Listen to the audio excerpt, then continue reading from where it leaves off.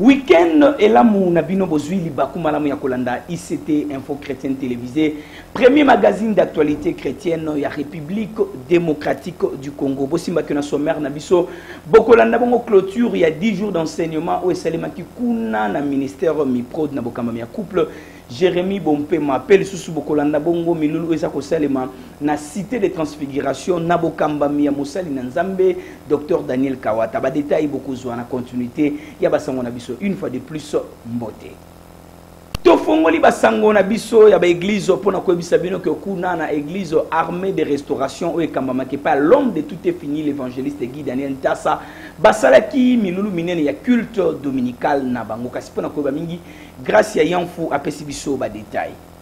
Je vous invite tous dans cette montagne de prières, de sagesse, des enseignements, de formation, de guérison, de puissance, de liberté, de délivrance qui aura lieu du 1er décembre au 31 décembre 2016. Chaque jour, de lundi à vendredi, de 16h30 à 19h30, dimanche à 7h. Venez sur Kandakanda numéro 10 dans la commune de Kassavu. Regarde ce que Dieu est en train d'opérer dans les mains de son serviteur, l'évangéliste Guy Daniel Ntassa, qui est votre serviteur. Le Seigneur Dieu est en train de l'utiliser puissamment par la libération des esprits. Regardez, par des guérisons spontanées. Regardez, par l'affectation, par la parole de la puissance de Dieu. Regardez, le Seigneur Jésus-Christ fera les mêmes choses à quiconque il libérera son foi de venir répondre à cette invitation solennelle. Serviteurs et servantes de Dieu, frères et sœurs en Christ, vous êtes invités à prendre part dans cette grande manifestation de la puissance du 1er décembre jusqu'au 31 décembre. Let's go, my people. Tika batunangai bakende. Na se pakolami oyo na bengisi motonyoso na kandakanda numéro 10 na commune ya Kassavu. Yaka Zambe akosala makambo ya minene na mosali ya Nzambe ozomona l'évangéliste Guy Daniel Ntassa. Welcome, que Dieu vous bénisse. Ndeko ya église pentecôtiste la grâce divine ou ekamba makepa ya mosali na Nzambe la révérende Suzanne Niembovane bazali kokoba kaka na 21 jours de prière na bango kasi pona koba mingi grâce yanteka apesi biso ba détail. Tozali awa na église pentecôtiste la grâce divine ezalaki dimanche le 20 novembre 2016 wapi pai l'apôtre Suzanne Niembovane la femme à l'onction tranquille mwasi oyo azali kotia satana mal à l'aise a organisé qui mo bangé na culte d'adoration oye sangisa ki belé ya bato oyo bozali komona boye bak nyonso ebandaki na louange pe na adoration oyo etindaki ye moko mosali ya Nzambe l'apôtre Suzanne Niembovane aleka directement na mateya boyo katemo oya salelaki ozama kila malamu a utilisaki mingi Marc 10 verset 46 pe acte 4 verset 3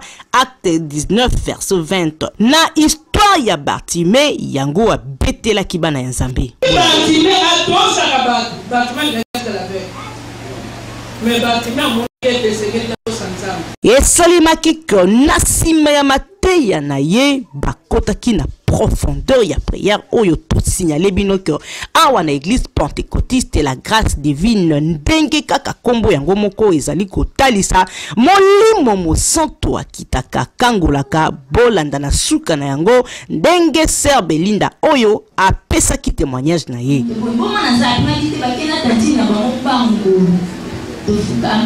Kami aboneli abikende so komi toma maboko za mosa kana teso maka kodo ya kona sosima so abeni ya mapesa yana omona disete e umerite ya mona ka befime ba dini balongo bateke basombi na zolo po rime za ipene makazi balongo liye bakie na ye na chambre mo ba ko kita na ye o mama so mona no mate no ye na mbe amate na mbe to ko misanza mama na o esale ka kona na sima ya témoignage oyo yemoko apôtre Suzanne Nyembovan, la femme à l'onction tranquille, azwaki ton ya ko expliquer boye na micro ya ICT. Message tozana ngo ya fin de l'année. Ezali okutaki biso tozolo bela lingomba na Nzambe pona kotalisa bato ete awa tokomi na suka mbula ata soki ozwaki Jésus na Jéricho Bartima lobi olekaki ngai mais pona kobima na yo oleka te akangi ye abandi koganga bazopekisa zoyoka te ti akotani na Christ afungoli emiso yo ndeko oyo banda 2016 bandaki omoni no bénédiction te omoni eloko moko te omoni koluka te mbula esila boye kanga no bénédiction ta ya suka kangama na Nzambe oyo Nzambe alekaki Bartima na retour na ye Bartima awa fin de l'année ya 2016 oyo kanga Jésus asapesaki mokongo na Jéricho mais lisolo ya Bartima epesa sango bandeko ya Kinshasa to signalé binoko église pentecôtiste de la grâce divine ezwami awa na avenue la grâce numéro 14 na commune ya Gombe na quartier Sosimato. En tout cas yo muto yo kimbela oyo ya mama Suzanne Nyembovan ko hésiter te parce que dimanche oyo bozali le bienvenu na culte ya makasi oyo molimo mosantu wa kozanga te kozala rendez-vous. ICT bon Nzambe toujours. Basalaki clôture ya 30 matinée bandeko ya église les bons samaritains ya commune ya Njili oekamba makepa ya pasteur Alain Kouma fils ya pasteur Miguel Dokuta kasi toshi balubamba pe grâce ya yanfu ba pesi biso ba détail. Bandaki na loyembo ya ba adoration na ba chantre ya église les bons samaritains. Bon comprendre que tozali awa na église le bon samaritain na compte ya jeudi komba oyo ba mesana ko sala chaque jeudi na bokamba mi ya pasteur Alain Kouma oyo azali fils ya révérend Miguel Dokuta. Kasi oyo bozali komona boye ezali jeudi moko spécial pour ba clôture qui 30 jours ya prière bande ko sala tongo nyonso. Bosimba que les chemins ya musique chrétienne frère José Nzita nde ayembela ki tata Nzambe pe ate ya ki boye tolanda. Mais ta projet mon on a le pardon qu'on se va qu'on a jamais c'est anormal. C'est anormal. Mutoza na Nzambe akoki jamais on se limiter de mwana yango Satan nazo sur le devant du corona biso. Qu'est-ce qu'il dira? Finga Nzambe pour faire.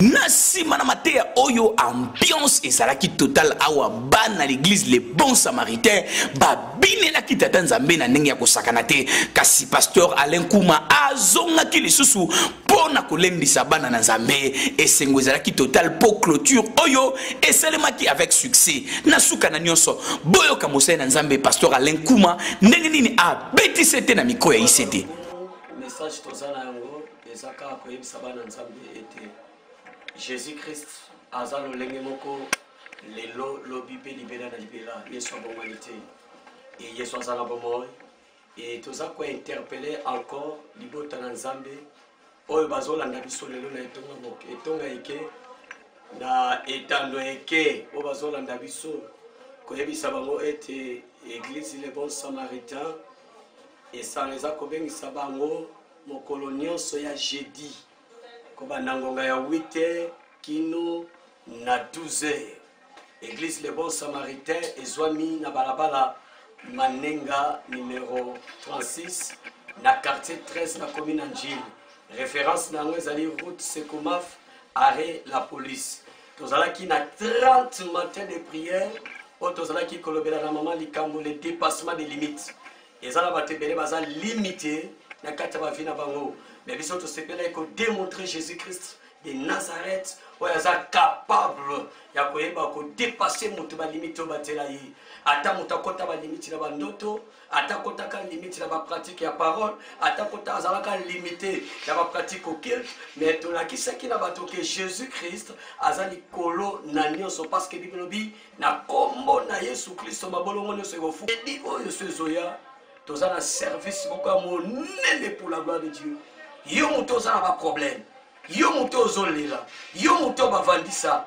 Yo muto ba kabeta mulate. Jésus-Christ a télémi pour akota makamna yo. Yo za problème Jésus-Christ a sollicité. L'église les bons samaritains et sanganaka chaque dimanche PG dit comment na bango iratakate. Adresse na bango ezali bongo avenue Manenga numéro 36 commune Yanjili quartier 13 référence ezali route vers Sekomaf kitana arrêt la police tuna ataba wewa bakola kisayo. ICT bon Nzambe toujours. Samedi samedi 26 novembre 2016 on a boulevard Triomphal Yondeko ya Kinshasa au Bengami une invitation spéciale à la prophétesse Esther Malela Londi Mama 100 jours.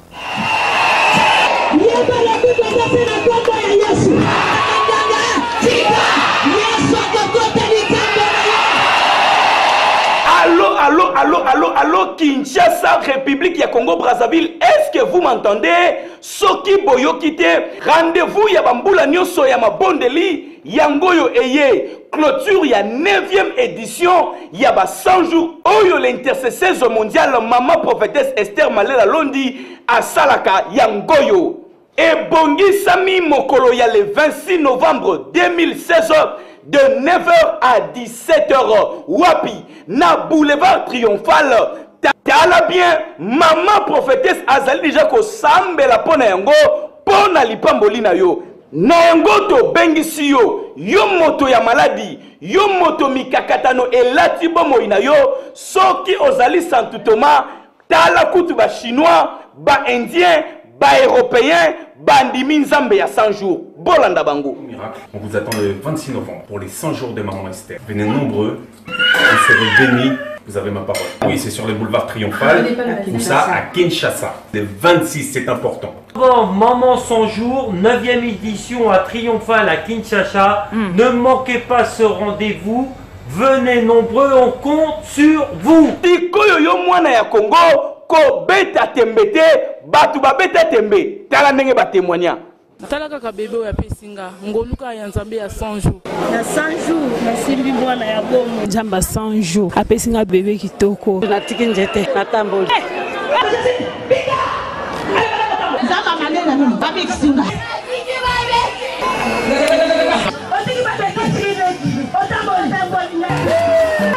papa tamboli makolo se tamboli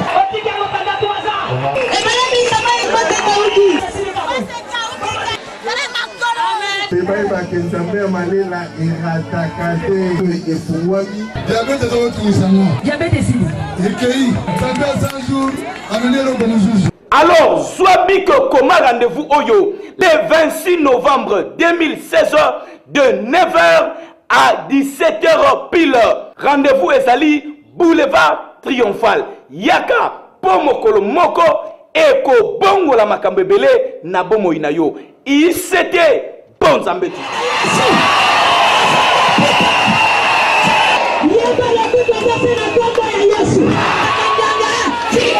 Ndenge to annonce qui bino na sommaire ko bande ko ministère international prophétique et de délivrance Miprod basala qui clôture il y a 10 jours d'enseignement et l'on a couple Jérémy Bompema Merlin Ngongolo a pesi biso ba détail.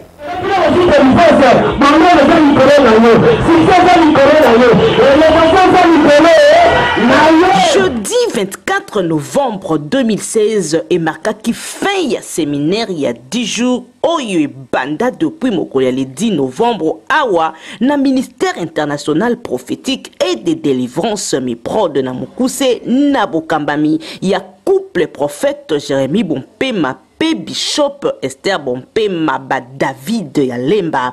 Vaut mieux la fin d'une chose que son commencement ndenge yango elobamaka. Yango ebele ya batu oyo bozali komona ba utaki de partout na ville province ya Kinshasa na ko assister na séminaire oyo ezalaki suka ya masolo thème na yango tope mama na likambu oyo ba développer ki ezalaki comment préserver la délivrance na clôture oyo bosimba ko yemoko prophète Jérémy Bompema le David de Lemba azalaki orateur du même thème kasi sous thème oyo asalelaki ezalaki la nouvelle naissance na Jean 3 verset 3 Jean 10 verset 11.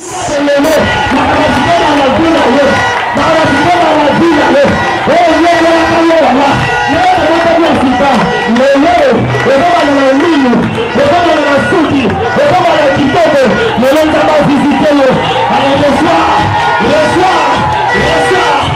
ekokaki kosuka bongo jamais botala niveau oyo bakotaki na profondeur ya prière veut dire lokola ekoincidaki na jeudi solution tout le monde est déterminé ya komettre fin na baproblème oyo etongisaka bavi na bango botala niveau oyo bato basambelaki en tout cas bokondima te awa lisolo kutu ya délivrant tolobelaka yango lisusu te parce que ezalaka otikotak Saint-Esprit ye moko akitaka mobimba pe asalaka na libota ya Nzambe bamiracle esalemaki na ndenge ya kosakana te bato babiki bokondima te batémoignage ekolanda na nsima tokolakisa bino po toyebisa bino na ministère international prophétique et de délivrance eza Nzambe nde yasalaka kasikisi te na nsima na yango vu situation politique actuelle oyo ezo préoccupé bakongolais nyonso église Mipode conduit par la bishop Esther Bompema